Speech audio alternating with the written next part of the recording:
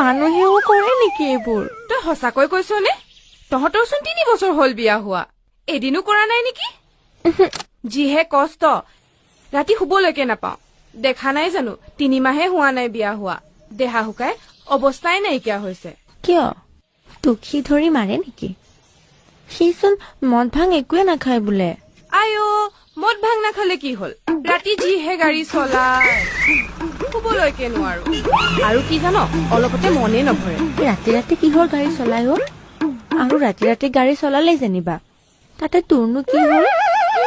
আকৰিজনী, তাই যেনিবা নেজানেহে ৰাতি কি গাড়ী চলাই। কিয়, দাদাই দেখোন নচলায়। ৰাতিয়েও কতনো গাড়ী চলায়? 3 বছৰ একেলগেই থাকিলো বিয়াৰ পাছত, আজিলৈকে যে ৰাতি ৰাতি গাড়ী চলাই মই যে গমেই নাপালো। আইও আকৰিজনী, তই সঁচাকৈ নেজাননে?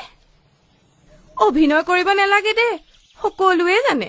সঁচাই কৈছো অ, মই আজিলৈকে গমেই নাপালো তেওঁ যে ৰাতি ৰাতি গাড়ীও চলায়।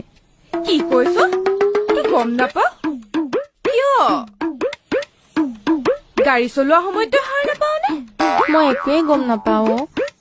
তেওঁ ৰাতি ৰাতি গাড়ী চলালে মোক কৈ কিনে চলাব নেকি কিবা?